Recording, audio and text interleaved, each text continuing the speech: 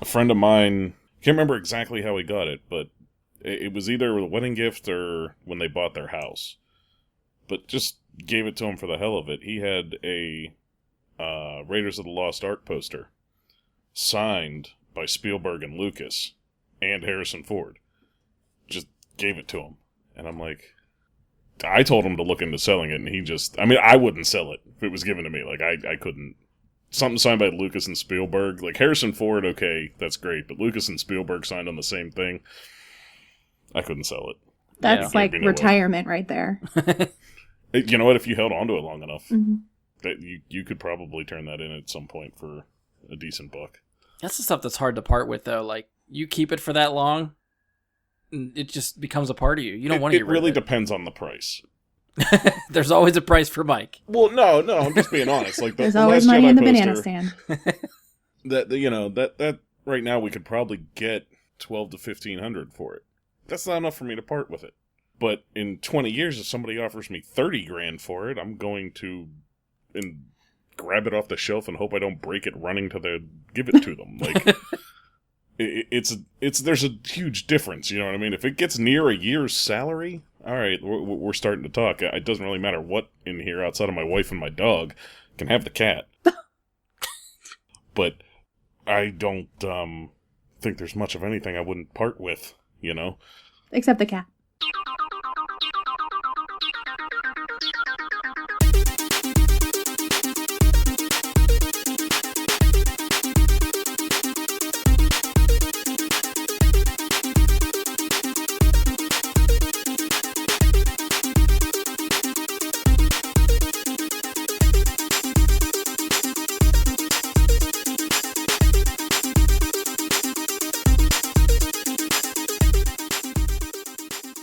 Hello, and welcome to another episode of Bry Guy and his Super Friends. I'm your host, Brian Labick. Joining me for this episode is Mike Bradley. Hello. And I get to introduce a new super friend for this one, Paula Miller. Hello.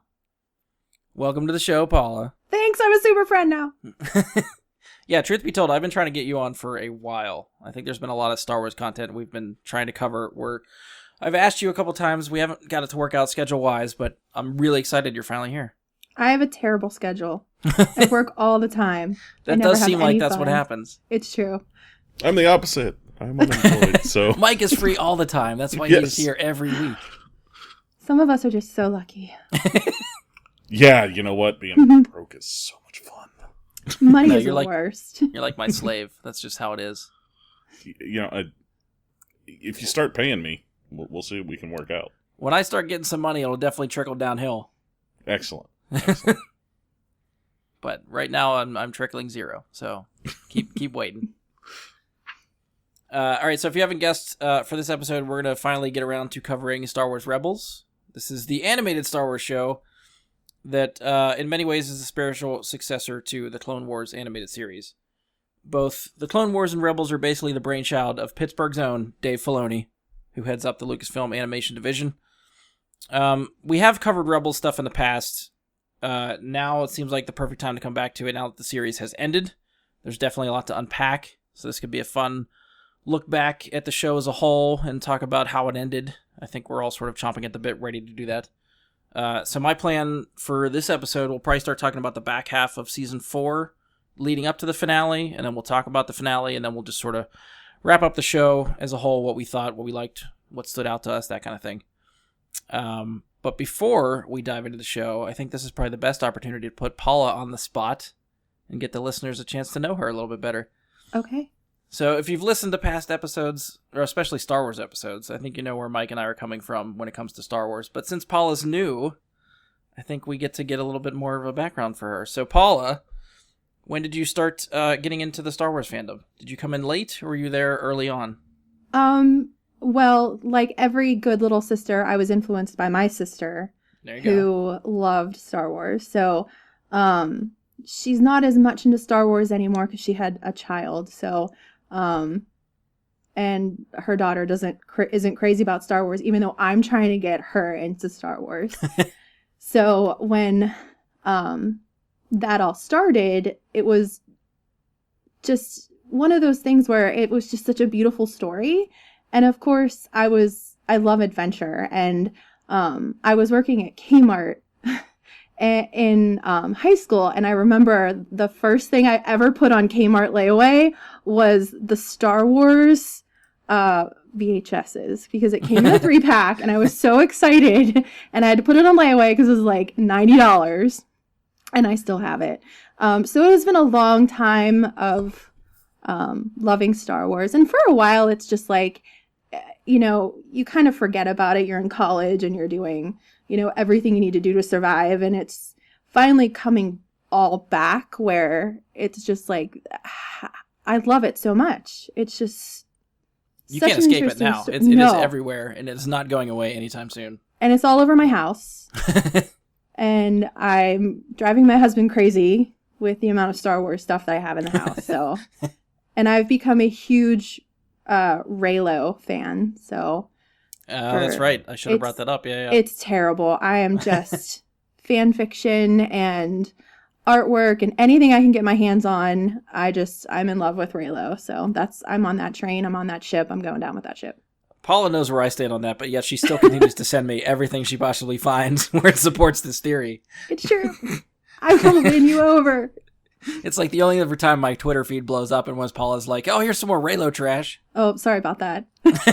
Sorry, not sorry. No, I will tell you. It's fun to get that perspective. Like, it's stuff that I never thought about or really dove into, I guess. But yeah, since you're shipping that, it's a nice perspective to have like all that stuff. My Rey and my Kylo Ren Legos are touching hands. Like, that's where we are on this level. It's pretty bad. You're just hoping it's going to wishing it to happen. Oh, it's going to happen. Any way you can. Oh, yeah.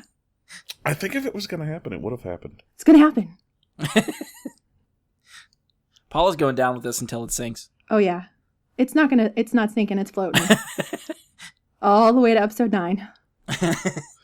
And Paula, you've read some of the novels too, right? Yes. I just finished Bloodlines, which was amazing. I actually had to start it twice because the beginning of it was a little slow. But really enjoying the novelizations, and I'm really impressed of what they're doing with it. And I love the Ahsoka book. It was just, fabulous. I'm probably going to read it again. It was that good.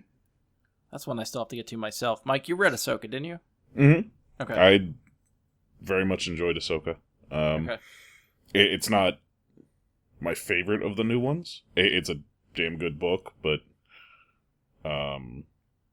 Thrawn and Tarkin are my two favorites of the new books. Okay. But I like... I'm drawn more to that end of the spectrum of it, the political intrigue. Right, okay. And stuff like that with Thrawn and Tarkin more than the... I don't even know how I would qualify the Ahsoka book. I'm not sure what I would define it, but like Castaway... It was kind of rough and dirty. On the run. Yeah. Okay. Yeah, I think for the Thrawn one, I really enjoyed Thrawn too, and I sort of hyped that to people, at least for the back half. It takes a little bit before it hits that tone, but the back half of it is definitely like a Sherlock Holmes, Watson, Moriarty feel to it. Mm-hmm. Like the chess game between Thrawn and his nemesis and stuff like that. I was really drawn to that. I really liked all that stuff. I was hooked on Thrawn from the moment that he tricks them in the beginning. Like, it was like, oh, okay, so they're gonna play him as outsmarting everybody the whole way. Yeah. I like it. Okay. Yeah, I mean, I was hooked right there to see what else he was capable of. Did either of you read I think it was the first book they put in the new canon, which was the Rebels prequel, A New Dawn? I did Kanan not read and Hera? that. No? Mm-mm. That was one I did read, and that was actually... I tried to make it a point to finish that before Rebels started. So that was kind of fun to see how the two of them met prior to Rebels, and then when you start watching the series, you have a little bit more of that backstory. It's not the best of some of the canon novels, but if you are just looking for more Rebels content, I think it's a really good Kanan and Hera book. I think probably after like the end, and now that there is no more Rebels, this is the time I'll go hunting more Rebels. Yeah. I mean, like, this is when it's like, okay, I'll need to scratch that itch and go get more content elsewhere. Yeah, so if you're looking for more Rebels stuff. I think, just to see those characters again. You guys are both recommending Ahsoka. Mike and I are both recommending Thrawn, and I'd still say check out A New Dawn too. So any one of those books I think would work really well. If you're a fan of the show and want to get some more from those characters, those are the way to go. Paula, one more question for you, and I'm pretty sure I know the answer to this. Okay. Favorite Star Wars character? It's Ahsoka. She's my spirit animal. And to be honest, before it was Ahsoka, it was Obi-Wan. Okay. None of my friends would see The Phantom Menace with me. So I had to go by myself. And it was one of those things where, like, seeing young Obi-Wan and Ewan McGregor, oh, my heart. He was phenomenal. So he was my favorite for a while. But whenever Ahsoka, you had recommended the Clone Wars, so I started watching that. Yeah. Which was amazing. And watching her develop and progress, and then seeing her in Rebels and how she's just developed into this amazing, strong character. It was just, it's love at first sight. So yeah, she is my favorite. Yeah, it's funny how she was like much maligned when Clone Wars started, and now you watch Rebels and everyone fucking loves her. She's great. So it is fun to see that turnaround. Clone Wars was not as good when it started as it was when it finished. No, definitely not. That first season is a little bit of a chore to get through, especially that movie. Did it finish? The movie I don't even bother with.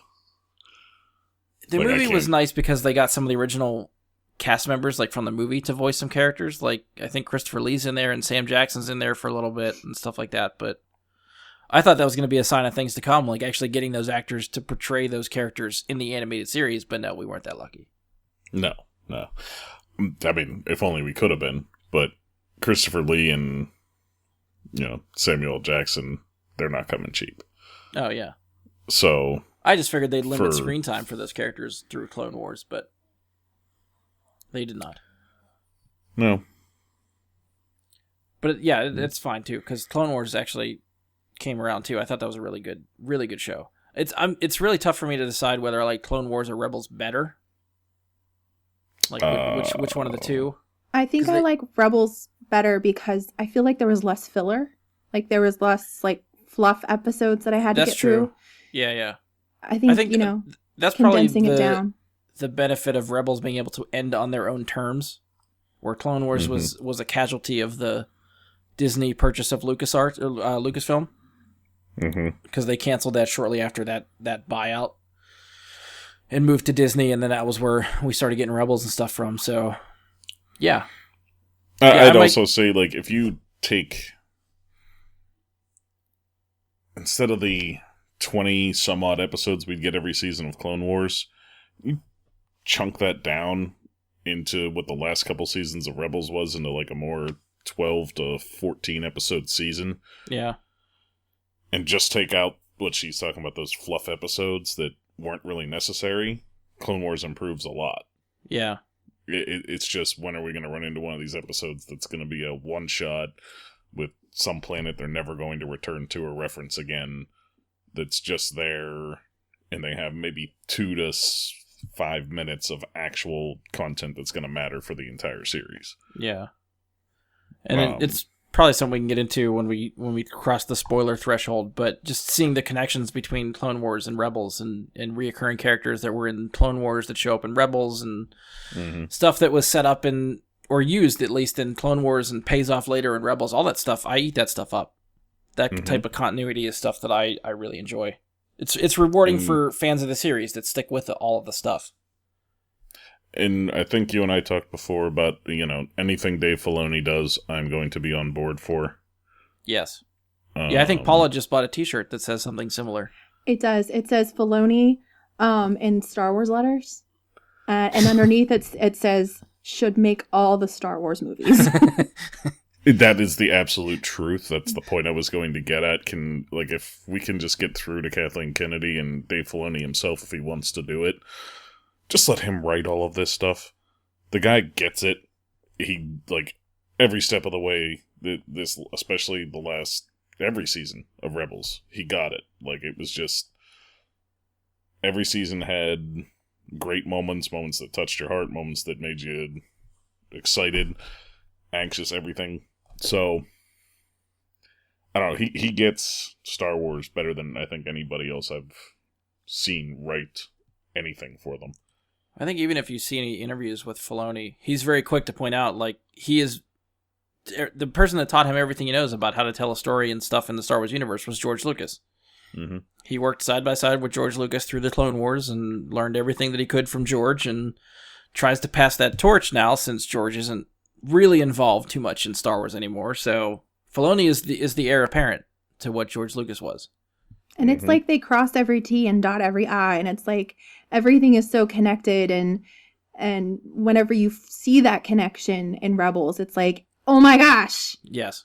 I love that whenever they're tying like the movies and the books and everything together, and it's like, thank you, Dave Filoni. Thank you for all of that.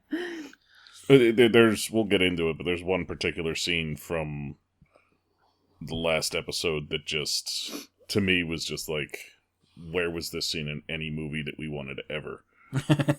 And we'll get into that when the time comes, though. But, all right, yeah, I think we're starting to lead into our Rebels discussion, so we're gonna start to get into when we can freely talk about this stuff. So first off, congratulations, Paula, you are now initiated into the podcast. Woo! You are now a super friend. Yay! And at this point, yeah, we're gonna throw out the spoiler warning so we can move on to our Rebels discussion. And the only thing, normally, I think when we try to do reviews, I try to do like a spoiler-free section, and then we'll get into spoilers. But with this show, I think I'm afraid where we're going to jump around, especially when we start to get into this. So I think it's safer just to throw out the spoiler warning now. So we'll be covering the series of Rebels, the finale of Rebels, all that stuff. So if you haven't seen the series or haven't seen the end and don't want to hear spoilers for how it ends and everything else involved with the series, you can pause this now. Come back to us after you catch up. We will be here waiting. This is your final warning for spoilers for Rebels. Wee-oo, spoiler! Wee-oo, spoiler! You know, something like that. All right, so as I said earlier, we'll probably try to start this discussion talking about when Rebels came back from their break this past season. So it'll be the episodes leading up to the finale. We'll try to save the finale, sort of work our way into it. So without really diving into the finale, what stood out to you? Let's go with Paula. What stood out to you from some of the episodes leading up to the finale? Ahsoka lives. I couldn't wait to I was not sure that he was going to tell us that. Like, I wasn't sure we were going to get closure on that. But in Celebrations, when he was wearing, Dave Filoni was wearing the Ahsoka Lives t-shirt with the question mark. And then he came out with the exclamation point. I was like, okay, we're finally I'm going to get some closure. I just, on this whole story. I just think it just came together so well. And even though we lost characters that we loved, it had to happen. So I'm coming to terms with the fact that we've lost people. Yeah. And Kanan would have been, we'll just say it now since we're in the spoilers, but Kanan would have been the one I pegged, I think, as being the one to go. We couldn't have two Jedi roaming the galaxy at this stage. Right. Yeah, we won't get into the end or anything yet, but it couldn't just be that way. It just couldn't. You couldn't have them just out there to God knows where. Because we've had these discussions too when we talked about Rebels in the past. Is like, if these characters are alive during the events of A New Hope, why the hell are they not with the Rebel Alliance when A New Hope happens? Right. That was a big lingering question, given the time period. So, I was still adamant that if they did live between like Kanan and Ezra, that they would just be off doing Jedi things somewhere, like some sort of spiritual mission or something, and try to get away from the fighting type of thing. But yeah, if I was going to peg somebody as going, it was going to be Kanan, and I thought that was handled really, really well. I was still really surprised the first episode out of the gate, coming back from the break, was the one where they killed him. I was not expecting it to happen that soon. No, I honestly thought that was going to be something in the final episode, or next to last episode, something that I'm glad it did happen though, because the more I thought about Ezra and his development, Kanan had to leave because Ezra never would have grown. He just would have been, looking to Kanan as that figure who's going to make all the decisions for me, and what do I do now? Kind of. Mm-hmm. So he really, Kanan had to go. He had to die. I don't want to say it. Well, and it's also the Star Wars trope. It happens to every young Padawan at some point, just kind of like it happens to every Sith apprentice at some point. They see their master die. Yeah. Seemingly, that's just it. It happens to all of them. So. And Ahsoka doesn't count because she's not a Jedi any longer. No, she doesn't. She's not. Right. She's a Force user, but she's not a Jedi. So. And one of the things that Thrawn had said in these final episodes is, there's the Jedi really aren't out there anymore. It's just some ill-equipped kids like yourself, as he was speaking to Ezra. And it's, the same as the broom kid at the end of The Last Jedi. I'm like, they're out there. There's Force sensitives, but they're just not Jedi. Yeah. And we all know, like, Kanan went through with his visions when he was in the Jedi Temple. He is a Jedi Knight, so he couldn't survive. That's actually something else. If actually anybody's looking to get more, aside from the New Dawn novel, Kanan had his own 12-issue comic book. So you do get a little bit of backstory of... It's actually like... I think the comic starts right when Order 66 happens. So it's right with him entrenched with his master and a bunch of clone troopers, and then the order comes out for all the Jedi to get exterminated, and him and his master go on the run, his master dies, and it's just him. And it's how he survives that purge and what happens to him after that. And I can't remember the time period at which it takes place over. But it's sort of like how he grew up from young kid into a teenager and made his way through the galaxy and tried to stay hidden for a couple years. So that's another, if anybody's looking for backstory stuff for some of these characters, that's another thing you can check out too. And what then, as far as Ahsoka coming back and everything, that episode specifically, outside of the finale, stood out to me more than any of the others. It introduced something I would not have expected them to use, which is, I don't want to say it's time travel, because it's not. It's more like interdimensional travel, which is weird for Star Wars. Yes. That was, not something I expected to see come into the series. So, I feel like there's definitely some kind of game changer there moving forward. I read something about that that Dave Filoni had definitely wanted something like that. He had that always like in his mind, that he wanted something that connected every aspect of the Force. And that episode, which you're right, it was a beautiful episode. It was full, it had adventure, it had those moments that made you really think, and it connected so much in just that episode with all of the Star Wars movies and TV shows. And I watched it twice because it was just so good. I'm like, who am I hearing? What am I listening to? It was amazing. Don't lie, Paula. You just wanted to see Ezra save Ahsoka again. Okay, that too. We can't save Ahsoka enough. And I even loved how that was handled too, because if you go back and watch the end of season 2 when Ahsoka faced Vader, the way that episode in season 4 plays out when Ezra pulls her through and she goes back through the portal, it lines up perfectly with the way that season ends, which makes me believe that Filoni had that idea, the end of this, pegged long ago and was just abiding his time. He loves his secrets, and to hold that secret for 2 or 3 years and be like, yep, I know Ahsoka lives and I know exactly how she's going to come back, but I ain't going to tell you guys shit until it happens. That's great.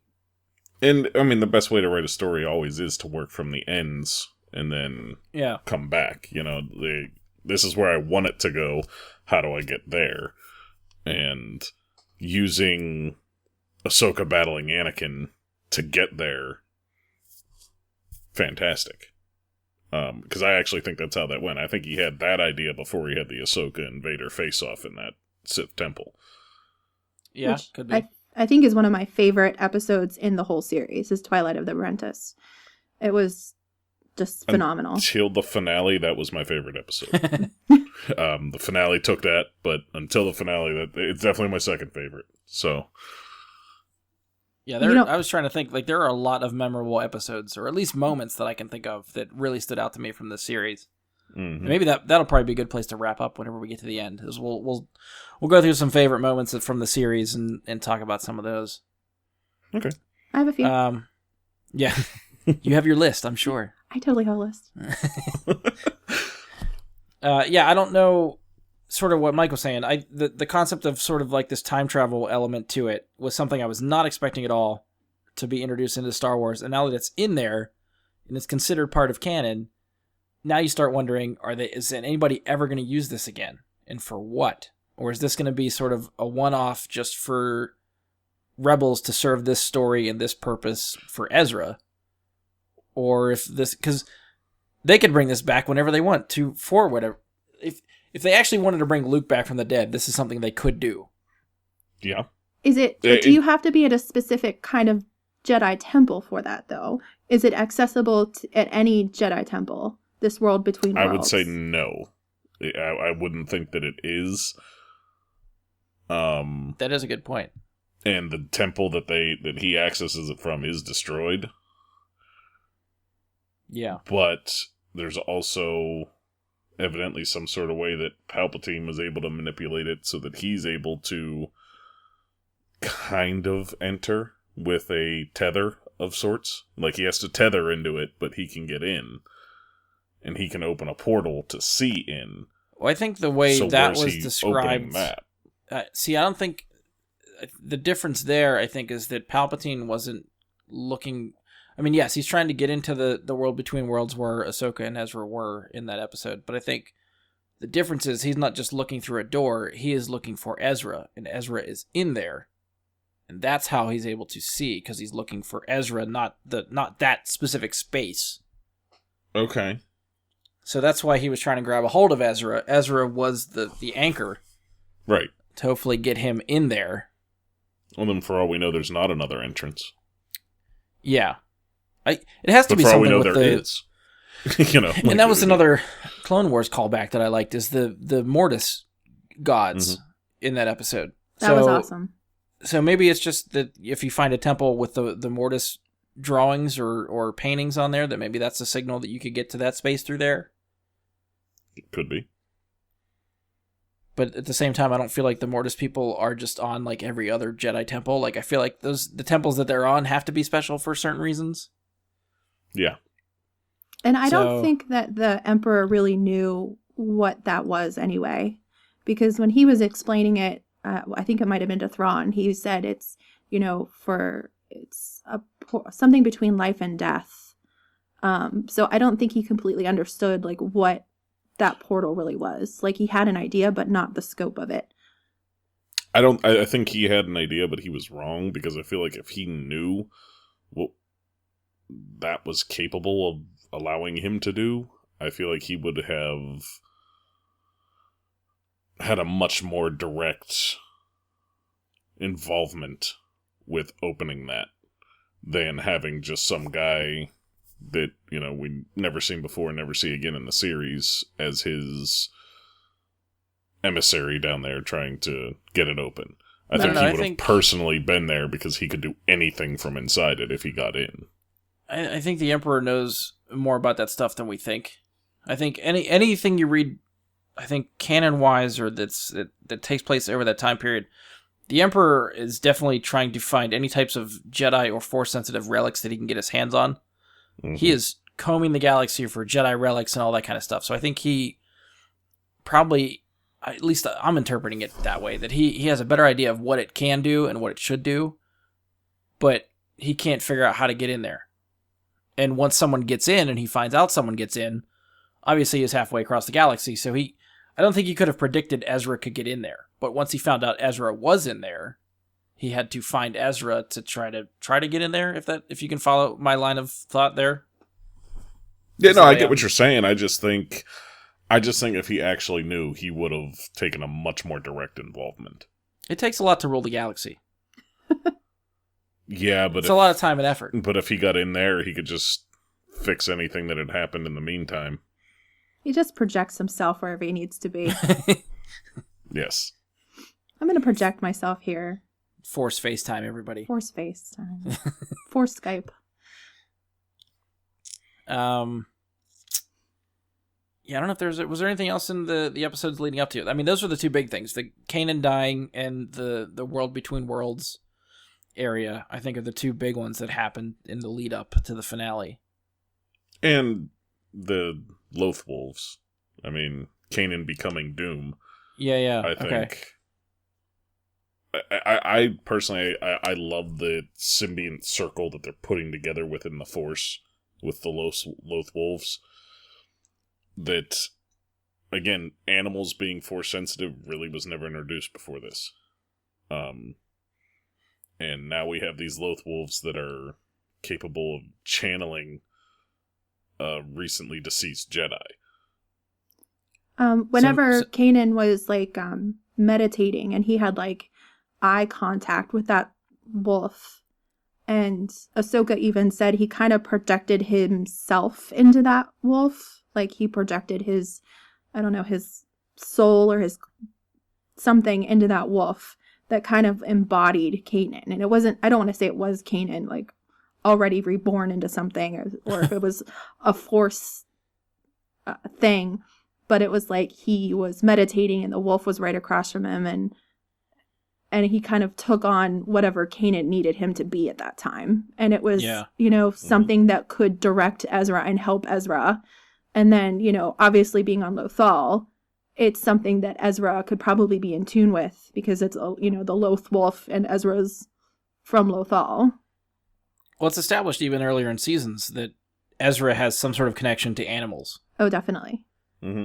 Like was it the Lothcats? The little ones he was talking to for a while. And the Pargrill. Which ones are those? I don't know if I know that by name. The big squid things. Oh, yeah. Squid. Yeah. Animals. The space whales. Yeah. That's what I thought. I always thought of them as space whales. Pargles. Something like that. And then there was I think there was another episode in season 1 with some sort of creature that was in that abandoned base, right? I don't know what they were called. And I can't remember if they were talking about. For some reason, I keep wanting to say they're like big bugs, but I don't think they were big bugs. Oh, it's because he got real pissed off that episode, and that was the first sign of like, oh, this guy could be bad. Mm-hmm. Now, granted, he didn't go that way, so I'm kind of glad of that. But that was like an interesting sort of like fork in the road. Like at that point, you're not sure if Ezra's gonna. That was where everyone started predicting like, oh, Ezra's gonna come back in the sequel trilogy as a bad guy. Like everyone just started predicting him as being some sort of dark Jedi that's gonna be like Snoke. Suddenly he was part of the Snoke theories and all that shit. Mm-hmm. So yeah, they set up a lot of stuff that pays off very, very well by the end. I mean, I think with to me, the Loth Wolves' involvement with opening the portal, even, I don't know, it just spoke to a higher level of contact the Sith just were not capable of. And it could just come down to the point where it's a Jedi temple, only Jedi can come in. They're not going to allow dark side Force users to enter that temple. No, but I'm saying like what you're saying about Ezra speaking with the animals and having that connection. It's just something that okay, I see. The Sith are just not capable of because they don't have the pure heart that the animals can just sense. Yeah. Because, animals have that sense of good versus bad, danger, things like that. And that connection that they're showing Ezra to have, I think, is significant in that sense. It's establishing a more mystical sense to the Force once again, as opposed to just midichlorians, hooray! And yeah, no one should ever mention that word ever again. Sorry. I'm going to mention it at the end of the podcast, and I have a reason for it. But is that going to be your sign off? Yes. Midichlorians, bitch, peace. The midichlorians mic drop. It's gonna make sense. I promise. I'm gonna tie it all together. I'm gonna Filoni it together. Oh boy, that should be a thing that needs to happen. Everyone should just say Filoni. Filoni. It's a verb now. I just verbed We it. just made it happen. I'm gonna Filoni it. Yeah. All right, so let's move on to the finale. I'll let either one of you roll with this, but anything that sticks out to you about the finale that you want to talk about? Right off the bat, I'll tell you, I loved the Hondo arc. Hondo steps into this, and he is almost a Han Solo character at the beginning of it. Admitting, you know what, I am a pirate. I'm not a smuggler, I'm a pirate, whatever, okay, fine. But he's saying, that kid, I'll follow him anywhere. Yeah. What a great line. Doesn't have to be about money, whatever. Yeah. That said to me that, Hondo and Han, these smugglers, they have something, they have their set of rules, their code of ethics, morals, whatever you want to call it. But they're really just doing what they're doing because they hate the Empire too. Yeah. And, they're just trying to squeak out their own living the way they found out how. And they see a potential for a better life in following the Jedi and following with the rebellion, helping them, even if their instincts tell them to run and just get paid. But the same thing with the clone troops is they had the same type of mentality, and they're doing it because it's what they choose to do, not what they're told to do. And I thought that was like in that same kind of arc what you were talking about, like they're all there, they're all family. And I thought that was just, with Hondo and the clones and they even pulled some characters there that I Vizago. totally forgot about. Yeah, like Vizago. I totally forgot about him, and he shows up. And is it Bilch? I can't... Milch. Milch? Mulch? I never can understand what Hondo's calling Melch. No, that little pig guy. Because it rhymes with belch, but it's with an M, so it's Melch. Okay, Melch. I honestly, he was just the comic relief that you needed throughout the whole episode. The guy when they flung him up on the roof, on the glass. Sid throws him, it's amazing. Throws him up onto the glass, and he's just kind of laughing at them. They can fly. Yeah. I think it was Hondo that had the best joke for me in that episode, where they were trying to hang out above the planet and stick to that cargo ship as it came in. And he's trying to assure them, I've been struck, and he starts counting. I've been struck many times, and just moves on and continues. That was great for me. I love that. And that was...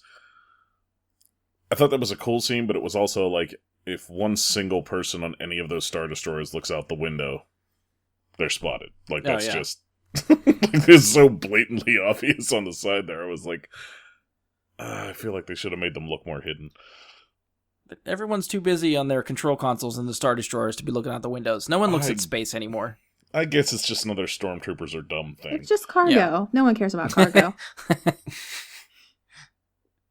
There's nothing on there, but the things they feed Ewoks with. What were those? I can't remember.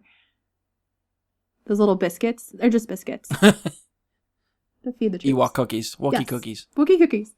There you go. Go ahead. I think that... Are we just like bouncing around the last episode? Yeah, whatever you want to touch on in the finale. Can we talk about I just wear a tank top Gregor that he got shot and we're all like surprised that he died, but he's running around in a little tank top? Yeah. That made me furious. Like, can't you wear armor?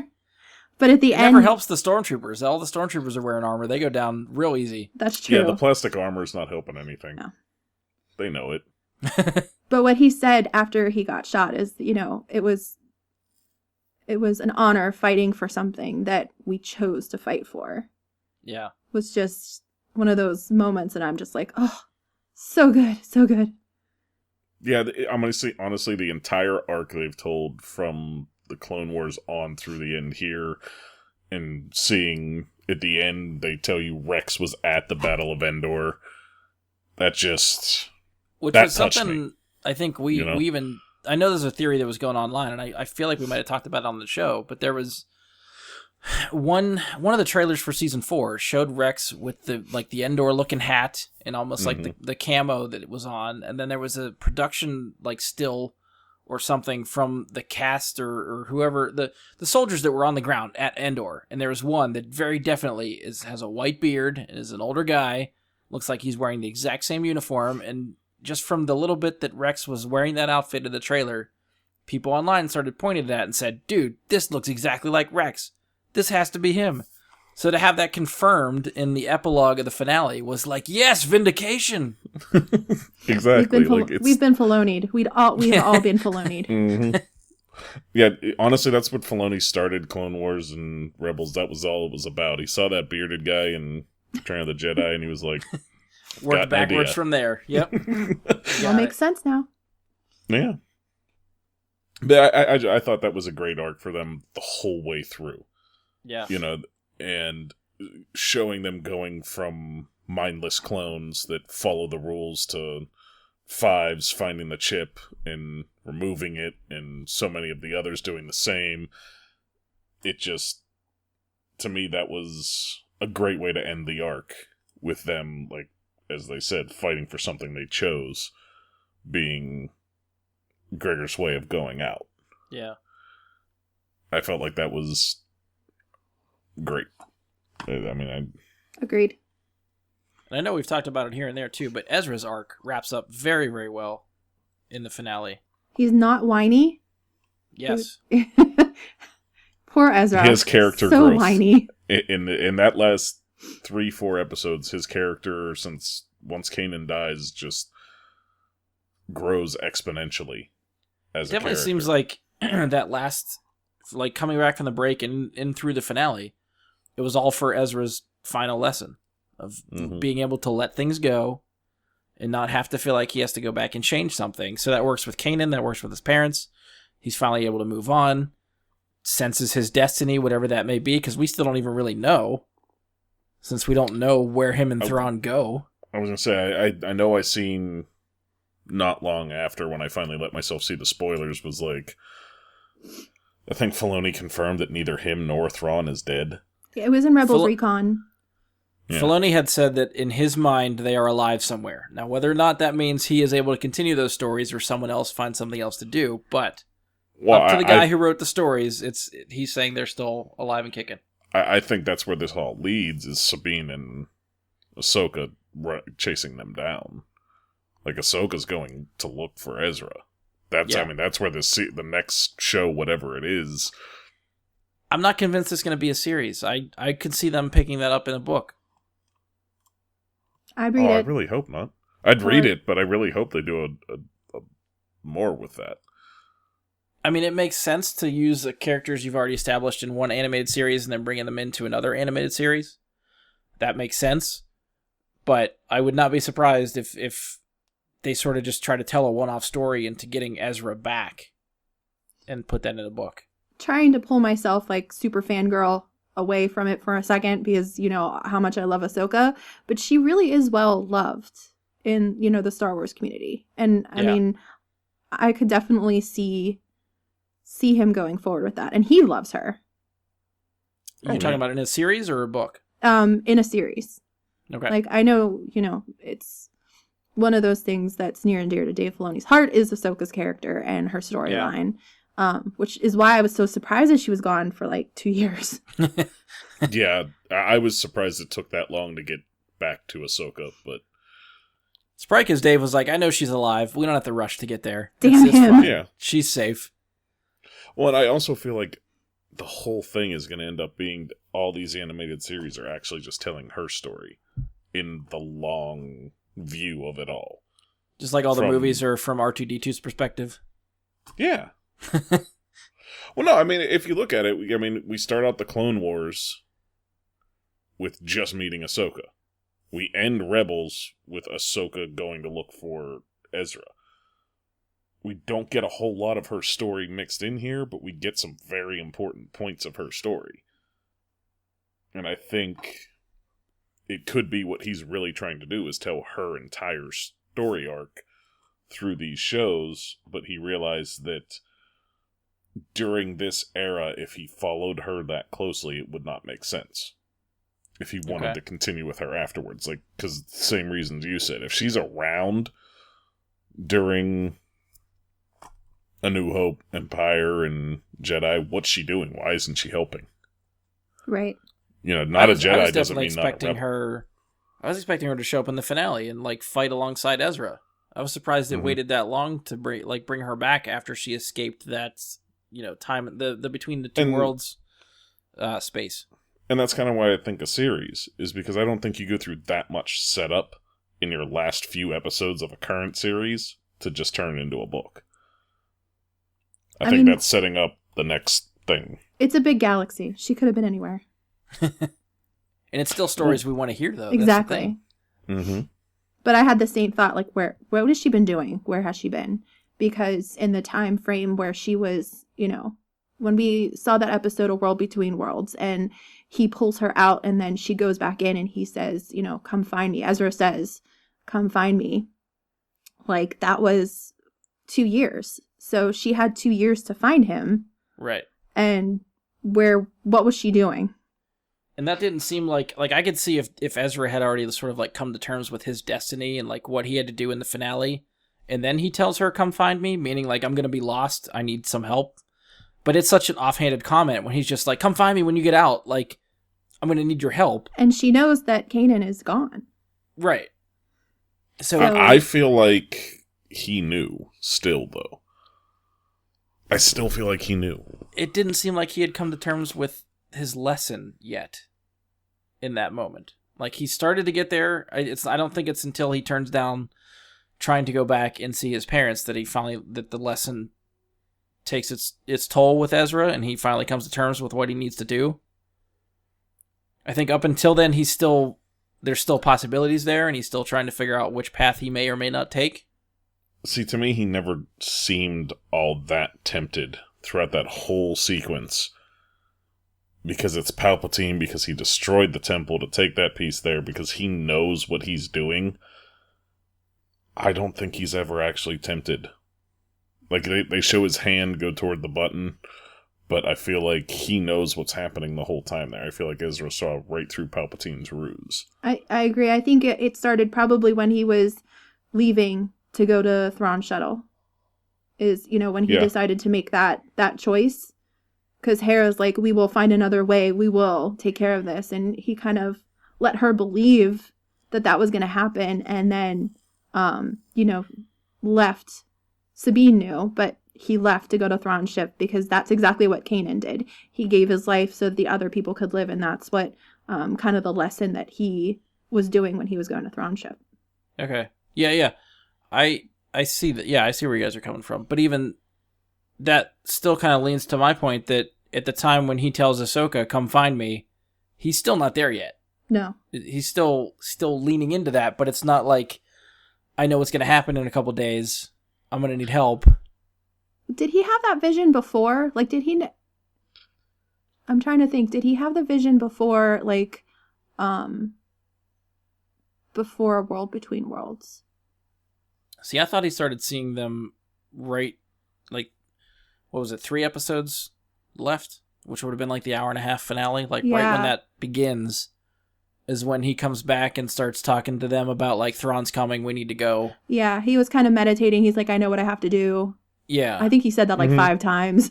They were all like, we know what we have to do. Really? Because I don't know what you have to do. I still feel like it's leading to Ahsoka using that as he said to come find me. Yeah. And... you mean after he's gone? Yeah, at the very end. The last, that's what I thought essentially too. The last scene we get there with Sabine and Ahsoka, she's coming to come find Ezra. Well, the thing is, it's not just 2 years that have passed at that point. Right. That's more like probably 5 years. Because that's after the Battle of Endor. It looks like more than that. Roughly. I'm just judging. We don't know how long. I mean, after that city was Sabine gorgeous. Looks. Yeah, but they would have kicked the Empire out probably right before A New Hope. So you're looking at least 5 years between A New Hope and the Battle of Endor. So if it takes place right after the Battle of Endor, and the Empire is finally crumbling, that's another 5 years, plus the 2 years that she lost from the Between Two Worlds space. Mm-hmm. So, if we want to, I'm just wondering what difference does the time make? That not only has she didn't find him for 2 years after leaving that space, but now it's been another 5 years on top of that. Like, do we know she got out of there in that time? I'm assuming when she popped out of that space and popped right back into where she came from, that was almost instantaneous. I don't think that was like 2 years later or present day when she popped out. I think she popped out right when she left. No, I mean, we don't know what happened to her when she goes back, and she's like... Well, that's what I mean. True. There's a 7 to 10 year gap probably there that I feel like I'd like to know why the hell Ahsoka, or what she's been doing in there, that she didn't rush back to Lothal and try to help them. I'm ready for another Ahsoka book, so that'll be perfect. I was going to say, that I could see covered in a book. Because they covered the gap from... Well, they covered a good portion of the gap between Clone Wars and Rebels with the Ahsoka book. There's some coverage there. Explaining what she was going through during that time. But I think that could be covered in a book, and I think that would make a great book to read. Yeah.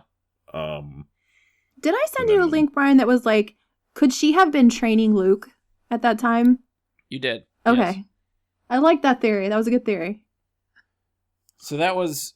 I'll try to summarize, and Paula, you can chime in if I'm missing something.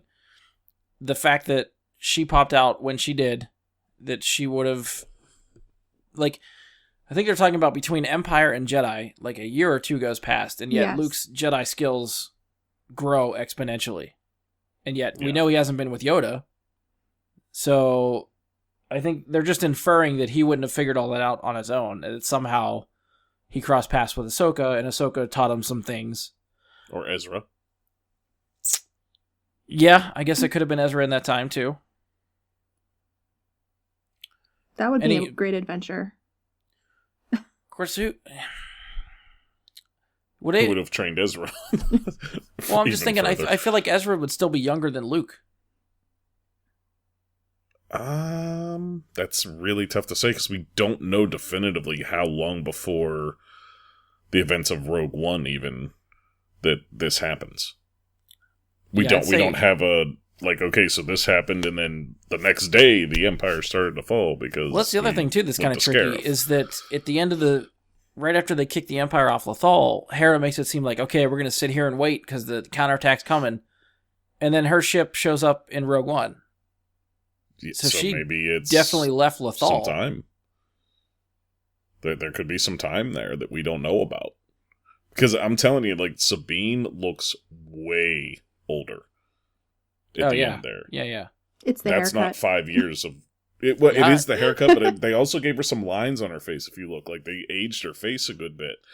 And war can age you, absolutely. Mm-hmm. You know, from A New Hope to the end of Jedi, war can age you. But I don't think it's... Like you were saying, like 5 years. I don't think it's 5 years from the end of Rebels to the end of the Battle of Endor. I'm just saying, in the timeline of Star Wars, from A New Hope to the Battle of Endor is 5 years. I'm almost positive of that. So if that epilogue was immediately after the Battle of Endor, it was 5 years, maybe 6.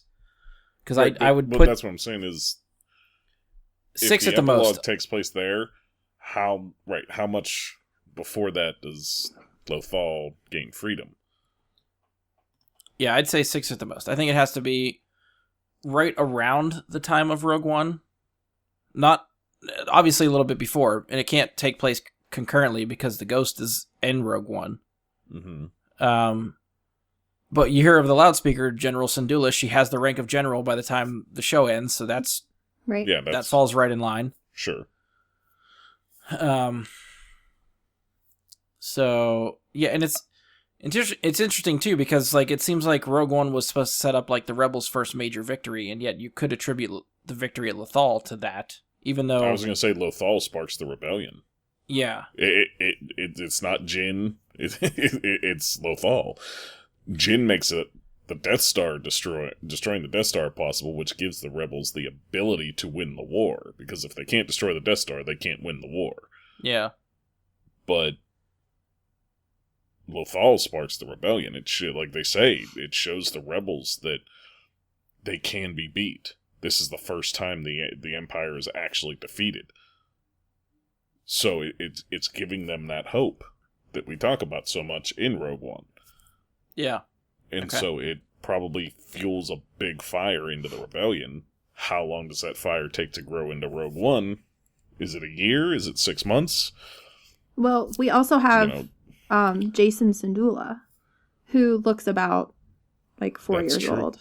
So, and when Sabine's talking about him, she says, we all know what his father was like. So I'm guessing, I mean, he has Kanan's eyes, the same color. So, I mean. Oh, yeah, he's Kanan's. Yeah.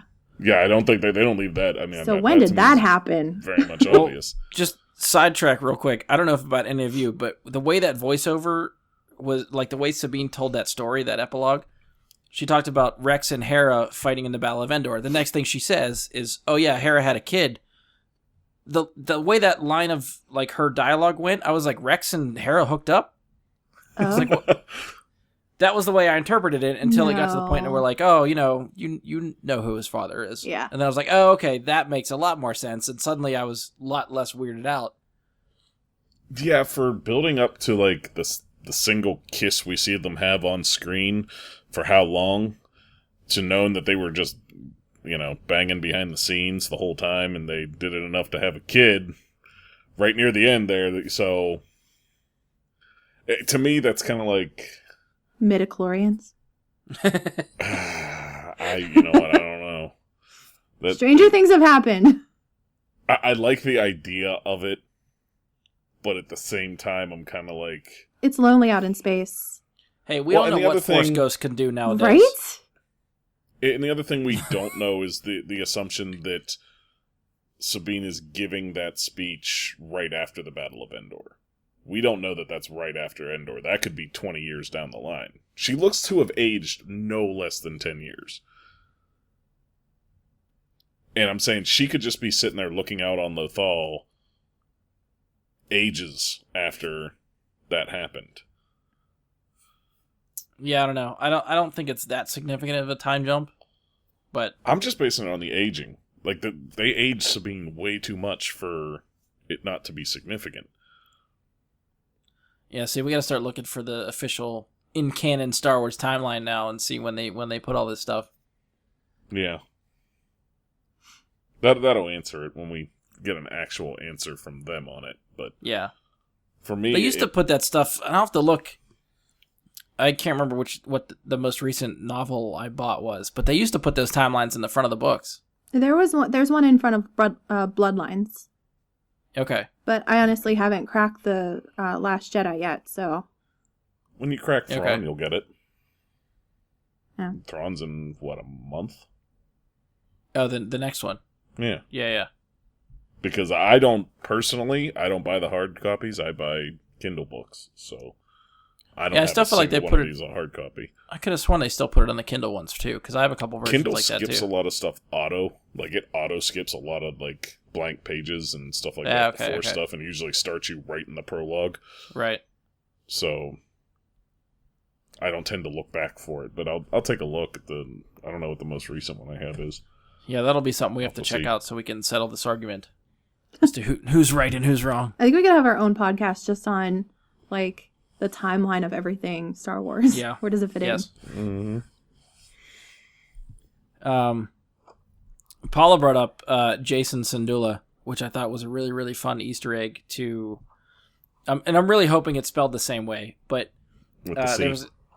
there was a character in the old expanded universe called Jason Solo, who was one of Han and Leia's kids, spelled it Jacen.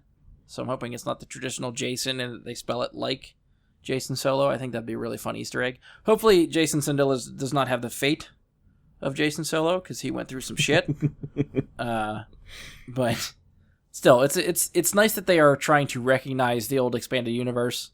Mm-hmm. For someone like me that read a lot of that shit that it no longer counts anymore. It's nice to see them pay homage to stuff like that. I still go back and read that stuff. I'm rereading some Plagueis of those stories are so fucking good. Anything Timothy Zahn has written in the old canon is fucking fantastic. Yeah, the old Thrawn trilogy is amazing. Which, Mike, did you catch this? Thrawn name drops Pelion in the finale. No, I didn't catch it. Right before the space whales show up. Yes. He turns to someone on the Star Destroyer and says, "Contact Captain Pelion." Yes. So Okay. for all intents and purposes, Pelion could be dead. He could have been in the blockade around Lothal. Or he could have been off-world somewhere and Thrawn was maybe just trying to get a distress call out or something. I'm hoping it's the latter.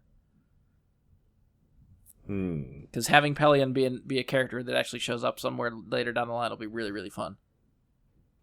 Yeah, I don't know if that's an Easter egg or not. That's hard to say. Because he will just drop stuff in there like that's an Easter egg and not come back to it. Right, yeah. Like, just the same way that his name Jason would be an Easter egg that wouldn't get any other explanation. It would just be, oh, he's Jason with a C. But, Wink. yeah, either way, it's still fun to acknowledge that Thrawn has someone working for him that under Captain Pelion, which is great. Mm-hmm. I agree. Should we be led to assume that Jason Syndulla is Force sensitive? I don't think we get an answer on that. I mean, they don't tell us. I'm just thinking, what are your theories? Do you think we should expect him to be another Jedi or Force sensitive? He's probably going to be a great pilot if he's They flying with his mentioned mom. Yeah. But is he a great pilot because of the Force? It could be. Or is it just Hera's genes? As far as we know, in canon, if a Jedi has a kid, or a Sith has a kid, they come out Force sensitive.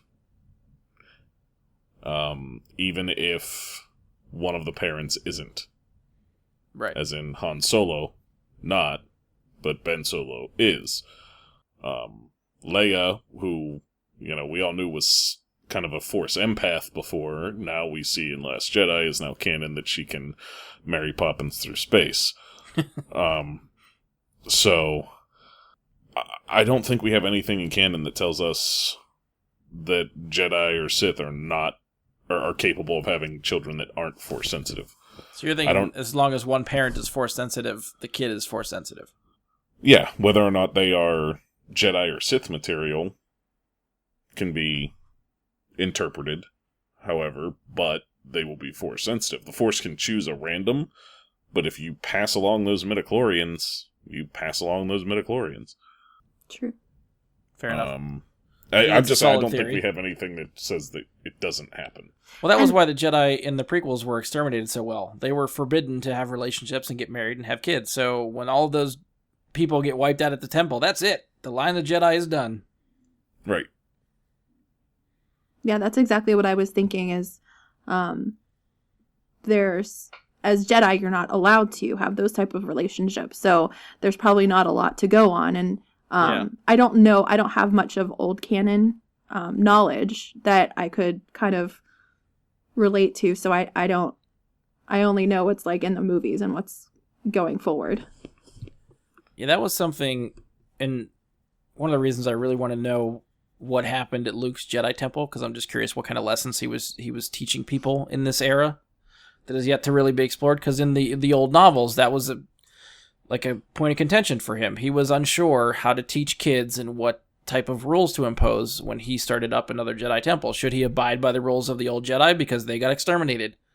Was there a reason that they forbid attachments and relationships? And in the end, Luke didn't agree to that. He allowed people to have relationships. He himself had a wife in the books, in the old books.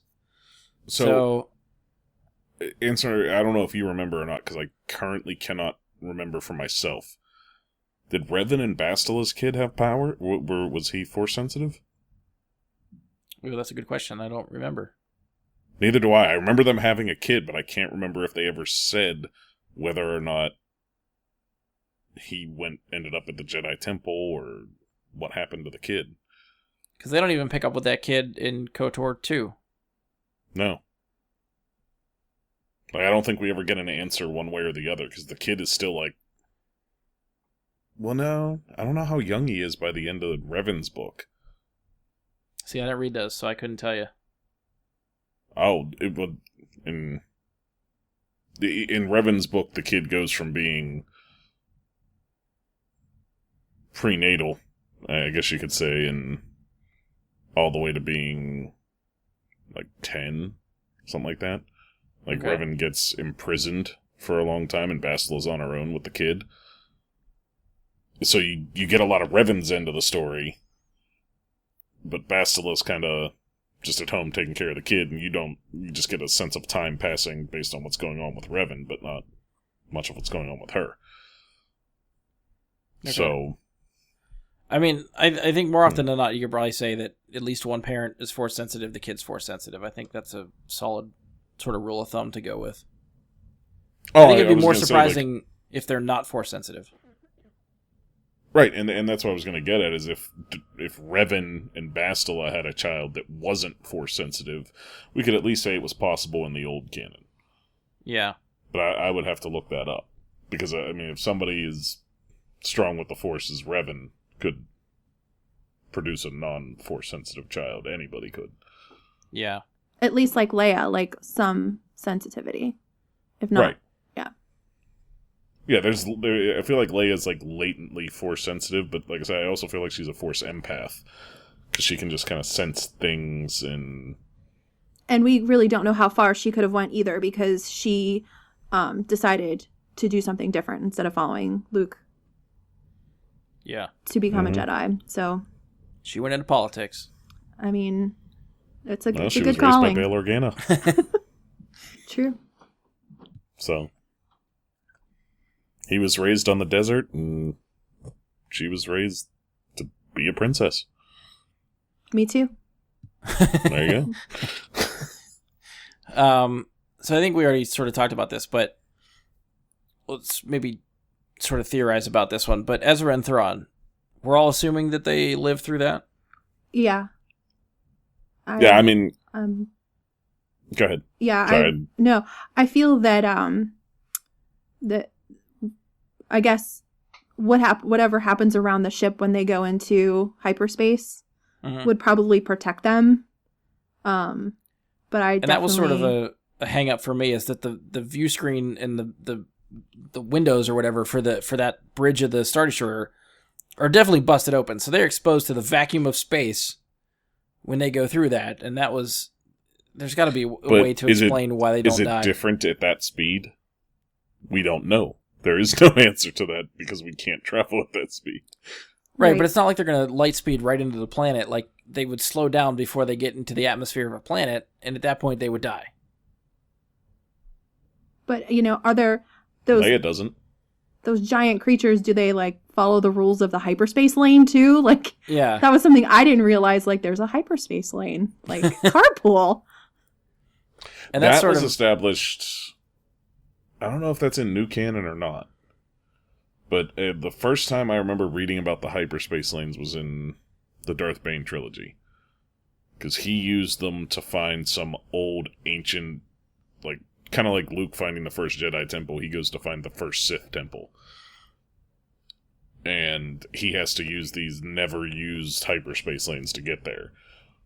But how those things go through hyperspace, I have no idea. You know what I mean? I don't know what's different about their hyperspace travel and a ship's hyperspace travel. Space whale sonar. Dude, who knows? We don't... Undiscovered animals skills. Yeah. But, I mean, Ezra can also communicate with these animals, too. So, what is he telling them? Yeah, they could be protecting them both somehow through the travels of hyperspace. Which I'd buy. I'd be okay with that. I'd buy anything that keeps Ezra alive. Maybe some of the smaller ones come and plug up the holes in the windows. Well, I mean, even, Mike, to your point, you had said, Leia survived the vacuum of space. So the Last Jedi established there was a way to come back from near death in space. So you could argue that's something that kept them alive, too. I don't know. I mean, we all know what really happens if a human being ends up in space. Right. We know what happens in real life, but this isn't real life. Sci-fi fantasy. I mean, I'll just simply say we have never seen somebody jettisoned into space in Star Wars and just die because they're in space. That's never happened. True. I'm trying to think, but I don't think so. I don't think I can pick anything off the top of my head. So perhaps in their galaxy, in their universe. Far, far away. Yeah. It doesn't function. Space rules don't apply. Right. They're in their own world, so they can make up their own physics. Because really, if it's the space is scientifically accurate, there'd be no explosions or sound in space. Right. And we still hear pew pew all the time. One of my favorite sounds.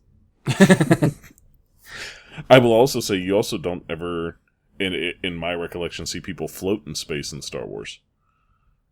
And I specifically think to General Grievous. General Grievous goes out into space and he's just kind of falling away.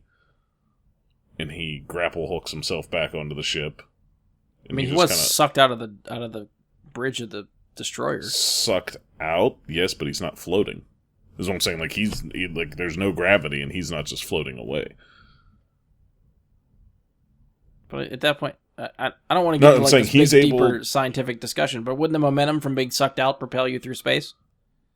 Right, but he pulls himself back against it, and he's able just to kind of hang out. Like he walks along the damn ship. Yeah, I took Does the ship have its own gravity field? Oh, I took that as magnetized feet. That was always my explanation for that spot. Yeah, all right. I can't think of a whole lot of instances where people were in space, and that was one of them that came to mind. That just off the top of my head where something was in space, and I'm thinking... so you're going to just... Magnetized feet is just going to... Every time I come up with a droid that's in space, because the little buzz droids don't float off of their ships either. Yeah, I mean, if we're going to talk about, Star Wars tech, I have to assume people are smart enough to realize that stuff would just float away. So if you have a machine or some side of metal on the side of a metal ship, that it's just somehow magnetized. I also feel like they just fall away when they get killed. The buzz droids. That's true, too. They don't float away. We're definitely getting off topic here. Yes, we are. Sorry. This is a discussion for another Star Wars podcast. Every Star Wars time. The physics of Star Wars. There is no physics. End podcast. Yeah, that's the easiest way to describe it. Physics do not apply. Yes. We did talk about this a little bit. Out of the pairings we get after the epilogue for the finale of Rebels, Ahsoka and Sabine, Hera and Jason, Zeb and Callus. Adorable. Which one of these stories would you like to see continue? Zeb and Callus. I feel like there's a buddy comedy there. He took him home to meet the parents. I mean, the family. Made him feel good. He put his hand in front of his eyes and he's like, surprise, look, you didn't kill off everybody. So I was like, that's adorable. I want to be friends with them. But, when Callus turned into sexy Callus with the hair, you knew he was going to be redeemable because, the hair. Started falling in front of his head. That was their cue that he had turned to the light. When he got some wisps, some flyaways. That, his turn still kind of surprised me, just because, I feel like there was no lead up to it when it happened. The only sort of hint they give of that is the episode when Callus and Zeb are stranded on that ice planet. Mm-hmm. Up until then, or even after that, I don't feel like there's any indication that Callus is going to turn, and then it's just like, oh, we have a man on the inside. Oh, by the way, it's Callus. That's the power of Zeb. I mean, he's got this magnetism that's, whatever you want, Not Zeb. to mention, they turned a guy named Callus. like they gave this guy, one of the best villain names you could give somebody. They were going to call him Callus. He's going to be the one that turns. Okay. All right, I'll take it. I mean, it worked just from a surprise factor, oh shit, it's that guy, and then it's like, oh yeah, it's that guy, and then you get real excited about the possibilities of where they could go from there. Mm-hmm. Well, I think he was also a plot device because they needed a character that could get them through a whole bunch of different Empire encoded this, that, and the other throughout the whole series. He's super useful. Yes, he is a tool, and he has many gadgets that can pop out and help you out. So I like that. And I feel like a lot of Star Wars, I feel like I don't know. I feel like him and Finn kind of had that same thing going on with Force Awakens, where Finn, kind of can help out with figuring out what they need to do, where this is, where that is, and that's why they needed Finn to be a stormtrooper in the beginning of it.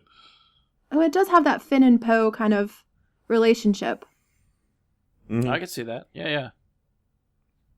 It all comes back to Finn and Poe. The bromance lives.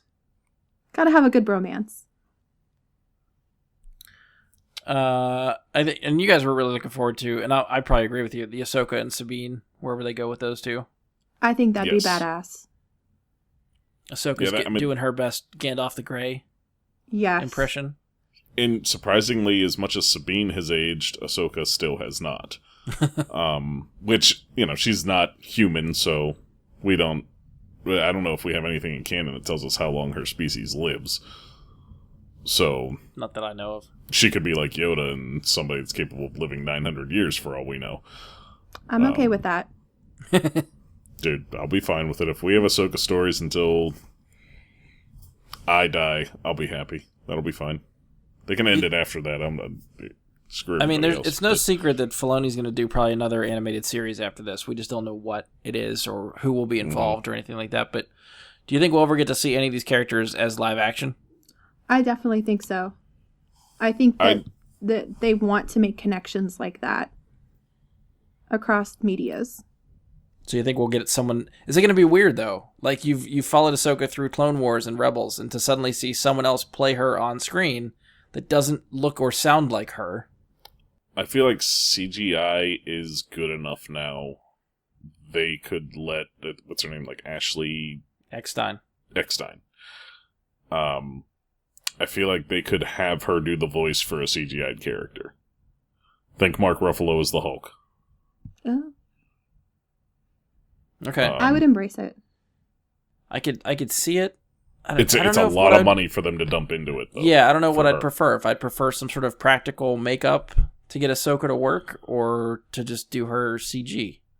I mean, the practical makeup is the Star Wars thing. That's kind of their thing from back in the day, but Maz. Think of Maz. Mm-hmm. That's true. Yeah. I think it's absolutely reasonable to see them do it.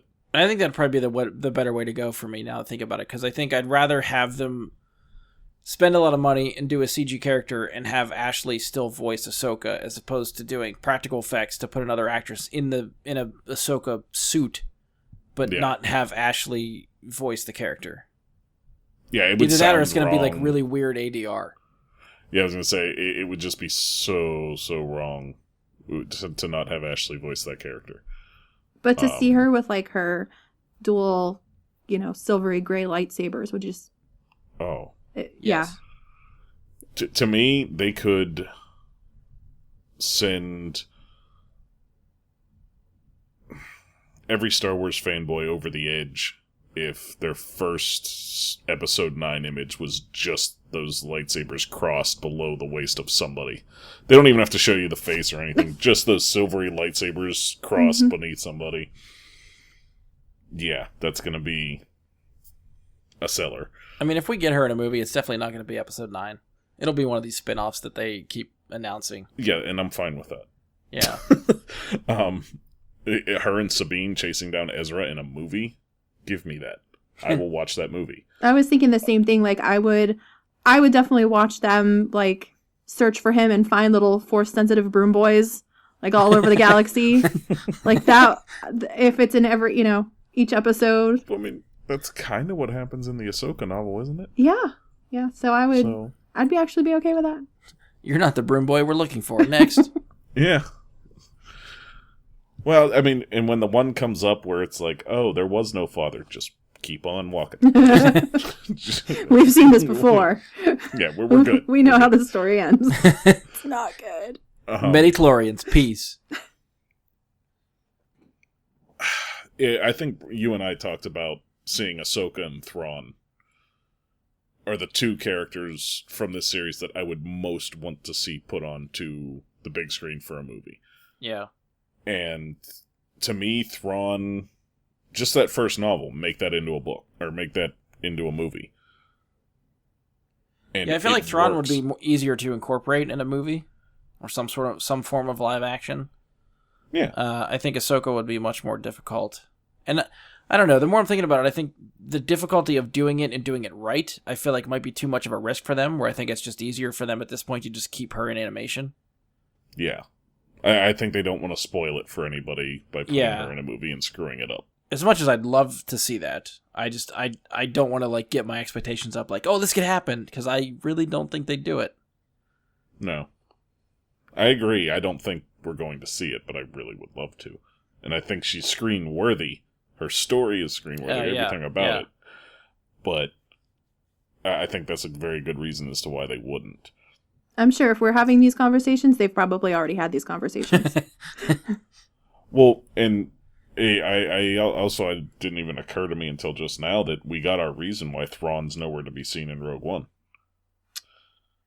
Yeah. And, because I was expecting, I'm thinking, oh, Rebels here, this would be a great time in Rogue One for us to finally see Thrawn. See, I'm always waiting for them to squeeze them in somehow, but... Because even the Thrawn novel, and I don't remember if they really reference it too much in Rebels, but even in the old canon too, Thrawn was always being pulled to whatever he's fighting back in the unknown regions. Mm-hmm. So I always thought that would have been a good reason for him not being around in the main events of the original trilogy, is that he got pulled away to defend his race against whatever the hell they're fighting out there. And that was a suggestion that I had seen about what could happen going forward with the animated series, is that Thrawn becomes a sympathetic character to Ezra because of what he's fighting against. And they actually go out and start fighting that war, whatever the hell it actually might be. We get to finally find out and see it happen. Because they're laying seeds for that. So I feel like they have to have an idea of what that is. And it's just a matter of time before we learn what it is or see it. He didn't it's got to happen. He didn't do a very good job on Lothal, though. So, granted, he had the plan. It was everyone else around him that could not execute his plan, and that's where he had trouble. Yeah, it's always the boss who has to take the fall for all of that. Right. You're in charge of everybody. And, you destroyed the fuel cells and your Governor Price. She's obviously responsible for that, but he's responsible for her. And so all the money that was supposed to go to that project now goes to the Death Star. Right. And that's why we don't see TIE Defenders everywhere. Exactly. In Thrawn's book, you can see all the faults and the reasoning behind why he tied his career within the Empire to Price. The two of them, their rise is so connected that he was tied to her in a lot of ways, and he helped her in a lot of ways, and she helped him. And she was always very ruthless, but she was always slightly inept. And I feel like they furthered that here, where Thrawn was being held back by her and her aspirations because of his ties directly to her. I think I even specifically remember there was an episode, it might have even been sometime in season 3 or the beginning of season 4, I don't remember. But I feel like they had a blockade or something around Lothal. Thrawn specifically instructed everyone not to move, and then you get some ballsy Star Destroyer captain who's like, no, we have to go, and he moves out of position, which causes a hole in the blockade. The rebels get through, he causes mass destruction. Mm-hmm. Thrawn's plan was sound, that guy didn't fucking listen, so screwed everything up. And that goes further to the racism within the Empire for Thrawn. They don't listen to him because he's not a human, and he doesn't get the same respect that the other humans do. So it's not, I don't know, is that racism or speciesism? I don't know how, I know how I would call it speciesism, but whatever you want to call it, they're bigotry towards him not being a human being. And he didn't have the respect. So. It kind of makes sense now that you explained it, why Price didn't turn at the very end, because I'm like, she's just not that strong of a leader, and I'm surprised she didn't try to save her own skin. But now it makes perfect sense as to her fighting for the Empire to the end. Had she gone back to face Thrawn, he would have killed her. Yeah, exactly. And that's why I thought maybe she would have left and gone with the rebels to live and be alive. but she didn't. Like, she knew she was going to die either way. Like, if she goes to Thrawn, he's going to, she's going to be executed. If she stays, there. It was life in prison among the rebels, or it was death. Right. So. Yeah. All right, so I think we've covered anything else you want to talk about the finale? Otherwise, we'll just start talking, sort of wrap it up with the series. The one scene I wanted to mention, it's not so much what the scene means or anything as far as the whole story goes, because it's not really a story scene, but the beginning of the finale, where they're having that battle on the platform, all that going on. That was a fantastic scene. However, when they draw them into the cave, and they all come rushing into the cave, and Ezra's standing there, lights his lightsaber, the Loth Wolves are behind him. That scene, just freeze frame that, put it on a poster, and I will buy it. Like, that to me was just everything that you want Star Wars to be was right in that scene. Agreed. It was badass. Yeah, the Jedi tricks them, pulls them into the dark, says, let's do it. Now my dogs are going to bite your face off. Yeah.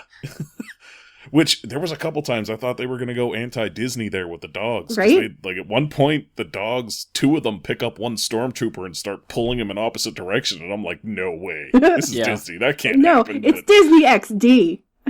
Yeah. I mean, it's extreme Disney. It's 9 o'clock at night. You're gonna go see. It just surprised me. I'm like, wow, really? And then they put him down. Like, it was like they do that and then gently set the stormtrooper down. I'm like, you're just gonna shake him unconscious. Okay. He's alive, kids. He's alive. Just throw him over the edge. He'll live. It's totally fine. Well, I mean, the grisly deaths that so many of those stormtroopers suffered at the hands of those dogs, I think a lot of that went unnoticed, because if it wasn't Disney and blood was allowed on screen, that would have been a bloodbath with those dogs attacking everybody. Oh, yeah. For sure. Yeah, limbs would have been coming off. Yeah. Oh, dogs that big? Yeah. It would have been a horrifying sight. So I think, the Disney-fied version of it with the stormtroopers clacking off the ground into the distance, it was fun. It was fun. At the same time, it's like, okay, this is a really cool scene. I think every episode since the break has been like fun and poignant and thought-provoking, and just I didn't feel let down by any of the episodes. Yeah, they did a really good job. Even like, as much as I and going back to the finale, I think I was expecting to cry a couple times, like during the finale. I surprised myself that I didn't. But I did cry right when it came back when Kanan died. Like, that hit me on an emotional level a lot harder, I think, than anything that happened in the finale. I thought that was handled really, really well. It was beautiful. It didn't... Kanan's death did not impact me that way. But the end... You heartless bastard. No. The end of the finale did, where they're explaining like what happened with everybody, Callus seeing what happened, Jason being there, Rex having gotten into the Battle of Endor, and then Ahsoka showing up at the end. That's what actually hit me more so, because that painting that obviously Sabine had put on the wall, amazing, with the whole group. Oh, yeah. That's what actually got me. I think when Ezra launched himself into space, like, he knew what was happening, I just couldn't breathe. It was just like, this is amazing, this story. It's just like you were saying earlier, what Star Wars really is. This story is just amazing. Yeah, there was even like, after Kanan died, having Hera sort of deal with that. And I think when they were at the temple, and she has this moment of indecision, like, not sure what to do, and then the ghost of Kanan, you see him on her shoulder. Oh, yeah. Like, that hit me with the feels, too. Yeah, that was beautiful. Because, she had such confidence, and now it's real that someone that she loved in her group has died, and it could happen to any of them now. And I really was thinking that whenever they were in that last battle scene that somebody else was going to die when they were. Yeah. And I honestly thought that was going to be Zeb. I thought when he threw himself into Rook, that was going to be him going. You know what I mean? Him sacrificing himself so that they can get the shield up. Yeah, did you guys know, too, that Rook was voiced by Warwick Davis? Did not know that. No. Can't tell it's really him. Tell. But yeah. Yeah, I mean, but... And Malcolm... he was a character that lasted longer than I thought. Malcolm McDowell was the excavator? Oh, yeah, the priest kind of guy. Yeah. Right, yeah. Yeah, his voice stood out to me, too. It took me to listen to him for a little bit before I was like, why do I know that guy? And for some reason, the first thing that came to mind was, what was his name from Star Trek Generations? Oh. What was his character's name? Sauron or something? Sir something like that? I cannot remember. The guy who who wanted the wave going. Yeah. That's what I pictured. I was like, oh, it's that guy. Yeah. All right. So we'll just sort of wind down, I think, covering what we thought of the series as a whole. So I think it's safe to say we all love this series. So maybe we'll just go over to just talk about some of our favorite moments, stuff that stood out to us from past seasons on top of this season. Yeah, absolutely. Paula, I have a list. Your notes? Do you want me to go down the list? Go for it. Yeah, let's start there. My number 10 was Hera gets laid, but we already talked about that. I think we can also mention, as far as Hera getting laid, as far as we know, that's the only human Twi'lek crossbreed in existence. Oh, yeah. And yeah, that's true. He looked a little too human for me to be full, like it was... He had a little bit of green on the top of his ears. Yeah. I don't know. It was... He just looked too human. I wanted him to have the... Maybe he'll grow into it. Yeah. Maybe his hair will change into them. What are they called? Like Leku or something like that? Yeah, Leku. That's it. The Obi-Wan Maul duel. Yes. Was amazing. It was not what I expected it to be, but it was exactly what I needed. It was simple and quick and just beautiful at the end. The lead up to that, I was expecting like Phantom Menace style fight. That was what I was wanting to see. And then it happened in 3 moves and Maul's down. And I was like, what the fuck was that? Like, that's not what I was expecting, this epic thing. And it wasn't until I watched the Rebels Recon on that episode where they explained the decision to make the fight the way it was quick, and that long drawn-out stare, and how they're mentally sparring with each other even before they fight. Like, the whole explanation for that, and the fact that Maul tries to use the same move that killed Qui-Gon Jinn, and Obi-Wan sees it coming, and that's when he gets him. Laying that out to me and explaining that makes that scene a lot, like 10 times better than what I originally thought it was. Yeah. So yeah, that's definitely on my list too. Him being just that prepared to counter that same move that quickly and effectively, that to me was like, okay, I'm okay with this being a short fight. Instantly, I'm good with it. Yeah. I also have the episode called Shroud of Darkness was when they went into the Jedi Temple, and that's when Kanan, who wasn't quite sure of himself, he actually becomes a Jedi Knight in that episode.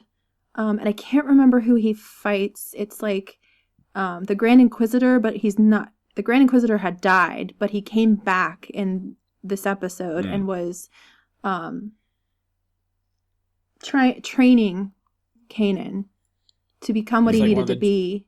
So Jedi he could train. Guards or something like that. Yes, which one of those masks was on Thrawn's desk at the end of the series. Oh, that's right. Yeah.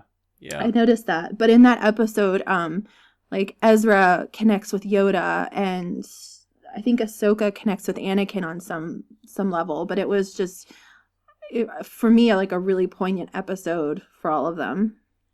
It wasn't that mask that was on Thrawn's desk the one that Kanan first wore before they gave him the mask that he wore throughout the rest of everything. I think the first mask that Kanan wore was that same mask. Yeah, probably because he said he got those relics from Lothal.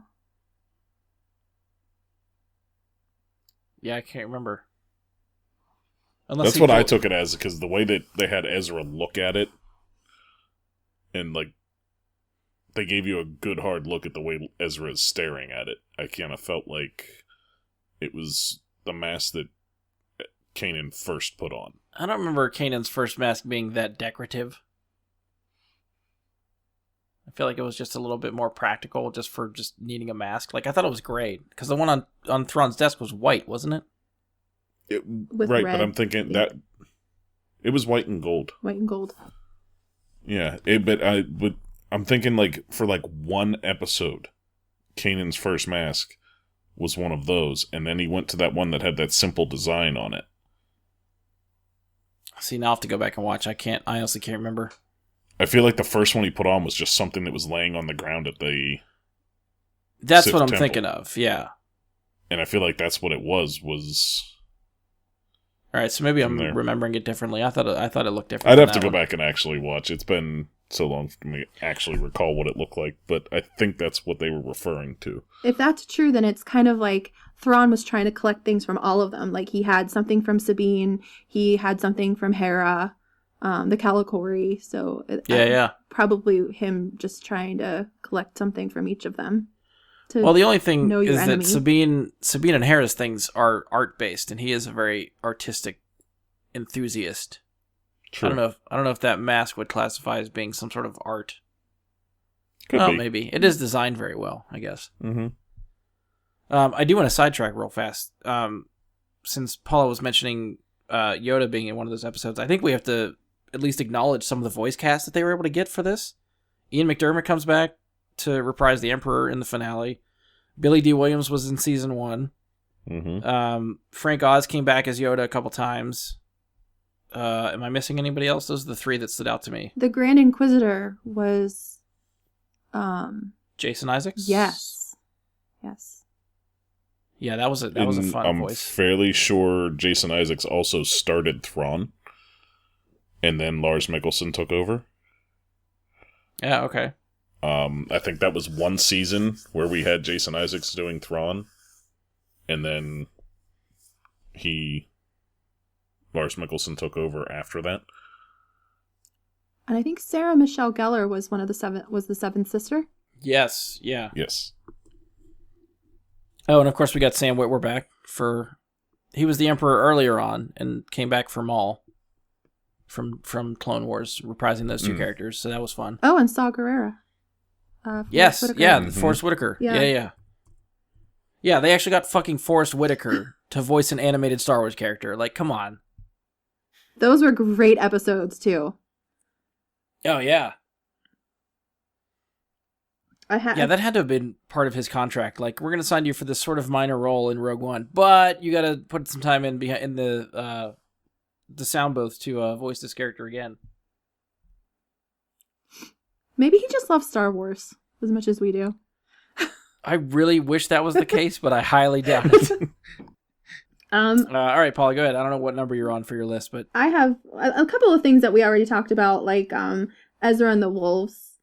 All of his connections to animals. I had the Zeb and Callus episode, which we kind of touched on, where it was in I feel like all the good stuff happened in season 2, because that was episode 17. Where you really find the human side of Agent Callus. Yeah. And, as tough as Zeb is, he doesn't kill him. Yeah. So, I have also, of course, the Ahsoka duel with Vader, which was amazing. Yeah, that was such a standout just for... I remember rewatching that just over and over, that fight, mm-hmm. and then the realization of like who's behind the mask and how it dawns on her, and I think they even got Matt Lanter back to voice Anakin just for a little bit for that episode, which was cool just to hear Anakin's voice for a split second. Mm-hmm. That was honestly the first time the show managed to choke me up, was when she finally realizes that her fears are true. It is Anakin behind the mask. Yeah. And to me, that is... It's one of my favorite moments in anything Star Wars. Agreed. Yes. Anything. Yeah. It's incredible. Come to think of it, too, that's another voice we missed, is James Earl Jones was back as fucking Darth Vader, too. So true. Mm-hmm. Which, having him just show up randomly during the course of Season 2 was so great. To have Season 1 end with the threat of something bigger is coming, and then you open Season 2 with Vader hunting them down. Like, come on. That's a movie I want to see, is Vader hunting down Jedi and just fucking wrecking people. I've said that numerous times, but I really hope that's a Force Unleashed spin-off. still canon? I'd watch it. I don't know if Force Unleashed is or not. I don't think it is. I feel like it was still canon. I feel like they didn't get rid of that canon. The video games are hit or miss. You don't know. It's hard to tell which ones are in and which ones aren't. I know. But, I mean, if that's canon, I hope they retcon it, remove it from canon, and make the movie you're talking about. Yeah, because I really think there's a way to do it where you basically have Vader like the Terminator. I think you film it from the perspective of like 6 or 7 Jedi on the run, knowing they're being hunted, and just every half hour, end of an act or of the movie or something, just have Vader show up, take out 1 or 2 of them, which ends to like a climactic battle between Vader and whoever's left, and he just wrecks them all. End of the movie. And then Kylo Ren can finish what he started. See? Yeah, and then keep hunting down the Jedi. And just it all comes back around. Yep. You've just been Filoni'd. Maybe that's the purpose of the Knights of Ren. Ooh. That's another unanswered question we need answered at some point. Yeah, that's one I'll give it to the people that are angry about not getting things answered. That better be answered in the next one. The Knights of Ren need to show up or be defined in some way. That'll be a book. You'll get that in the book. One of the last things I have is just the tie-ins, like all the beautiful tie-ins they had to like Rogue One and like Thrawn and Krennic. Every time they would throw out, Krennic's name, the engineers that they had stole in one episode, and the rebels go to free them, and they're like, "We're here because Krennic needed engineers," and we all know why. Oh, that was the episode with Saw Gerrera. Yeah. Mm-hmm. And then, like, the giant kyber crystal that they're transporting. We all know what that was for. Every time they name drop Stardust. Yes. Every time you got those connections, I was like, yes, I know what they're talking about. But that was pretty much my list.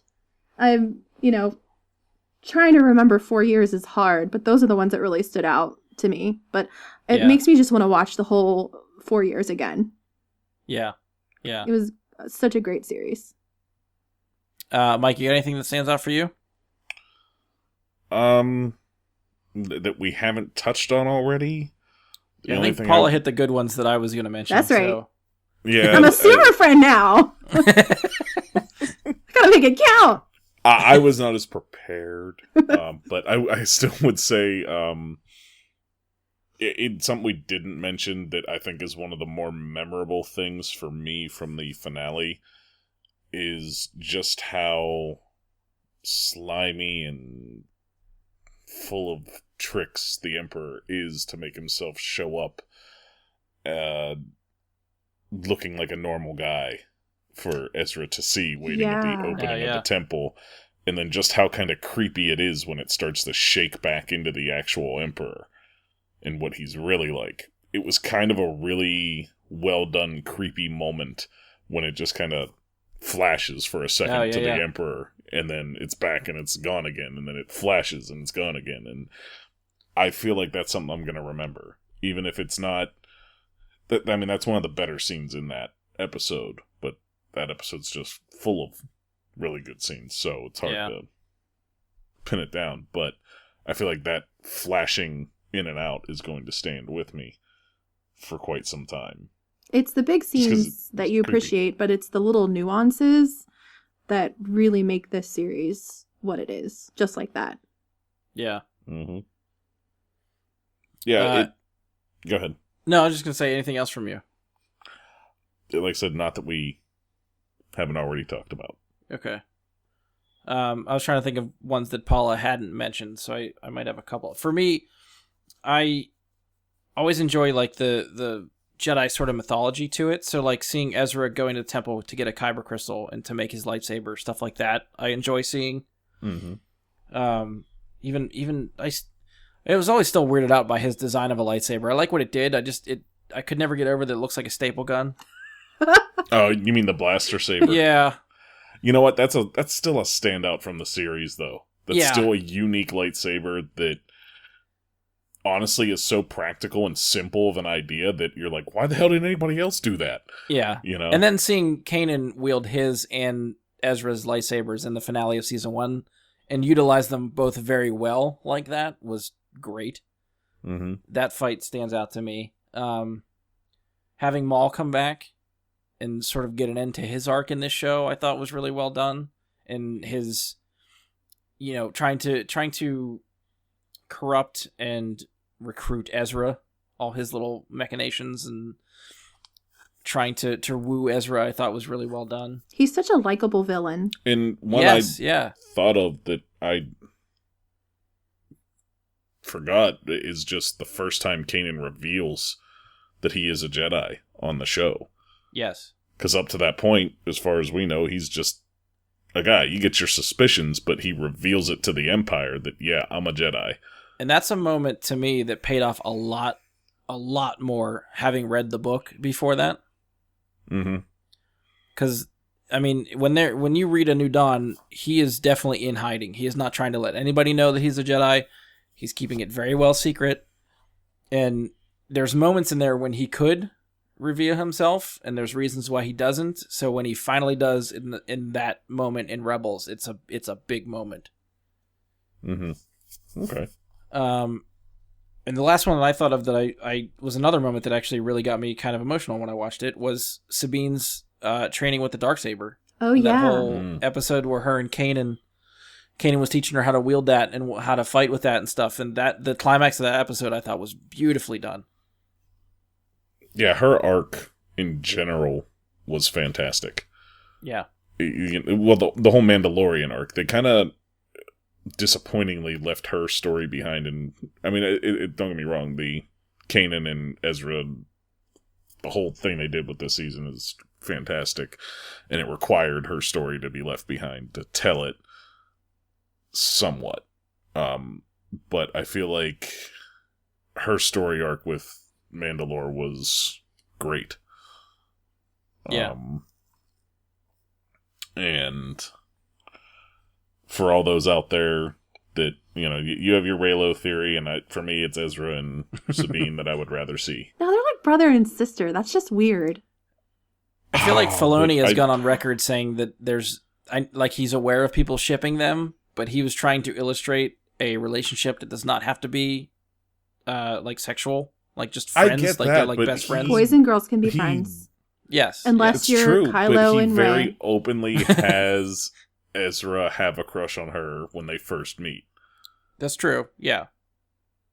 And it definitely gets more reciprocated later in, I want to say, season 3?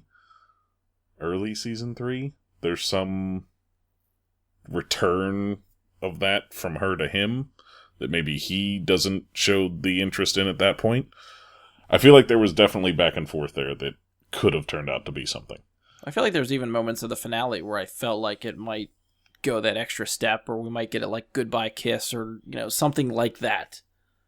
But they never crossed that line. And she's the one that goes to know. look for him. Like, I don't know. Like, to me, it felt like it was there, and it was just out of reach the whole time. I think their relationship was probably the most important at the end. Mm-hmm. Yeah, I guess we could see if that story continues with Ahsoka and Sabine, if they ever finally find Ezra, what kind of reunion we'll get between Sabine and Ezra. That could be the moment if they want to go that route, when the two of them are finally reunited. And there's your twist. He actually ends up with Ahsoka. Oh. She's a little old for him. I think with a species that lives so much longer, by the time that they actually reunite, he might be old enough. True. We don't know. Is that where we should end? If Ezra's old enough to get down with Ahsoka? I would like to end with Ahsoka lives, so Ahsoka lives. Ahsoka lives, and in Shakespeare's term, maybe she dies. Please don't break my heart. I think we've covered pretty much everything that I needed to cover. Anything else you guys want to touch on? Otherwise, we'll close it down. I will look forward to the next series, whatever Filoni wants to put on my TV, in my brain. Yeah, I'm anxious to see if it's going to be on TV or if it's going to go straight to this Disney app whenever they get their streaming service ready. Right. Yeah, take my money. Because that should be starting sometime next year, so it could just go straight there. I guess that'll be how they get me. Oh, yeah. If there's something that's going to get me, it's not the movies that I already own that they want me to go and watch on their app. It's part of the ship, part of the crew. Just even saying. if it's offered like on TV, but you can also get it through the paid subscription app, like I would do the app. I would definitely do that. It would depend for me. Like if I can just buy it on Amazon still, I'll just do what I do now. I'm not gonna change. Yeah. And pay more for another app when I can just do the same thing and own it forever. This is slightly off topic too, though. Did either of you see the headline that Favreau is writing and producing a Star Wars live-action show? Yes. Mm-hmm. So if you read the press release for that is supposed to be on Disney's direct-to-consumer service. Yes. Which I'm betting means their streaming service. Well, if he needs any ideas, just talk to Filoni. So at the very least, it looks like we'll be getting a live-action Star Wars series on that streaming service whenever it hits. Whether or not they put all their Star Wars TV shows and such on there, but it looks like we'll have at least one. So, Mike, we'll see if that's enough to get you. It'll depend on what the show is. Like, I like Jon Favreau, and I like what he does and everything, but it'll really depend on what the show is. Swingers in space. I'm in. You know what? Han Solo and Lando, just walking around going, "Oh, you're so fucking money, baby." Midichlorians, the series. I think we stumbled on $1 million idea here. Exactly. Needs to happen. All right, I think that's it for us. If you've enjoyed the show, please stop by iTunes. You can leave us a 5-star rating and review. Be sure to share, subscribe, and favorite the show wherever you listen to us at. As always, you can find us on Facebook. Search Bry Guy and his Super Friends, or go to facebook.com/BryGuySuperFriends. You can send us questions, comments, topic suggestions, any of that stuff there. You can also email us, bryguysuperfriends@gmail.com, or you can tweet us at BGSuperFriends on Twitter, even though I rarely check either of those. Facebook's probably the way to go. Paula kept tagging the BG Super Friends Twitter account, and I would check it so randomly that it would be like a week later that I realized she tagged it in something. I was finally like, you know what, just tag me. Talk to my personal Twitter. I'll see it that way. Oh, no. No, I'm tagging it now. Every time. At least do both of us. So now Otherwise, you won't get a reply for now you're going to get paranoid. I know. Gotta check it. Yeah, and at that point, it'll force me to check it a little bit more often. So that could be a way for everyone to get in touch with me now. All right, so on behalf of Mike, Paula, and myself, thank you for listening, and we will talk to you next time.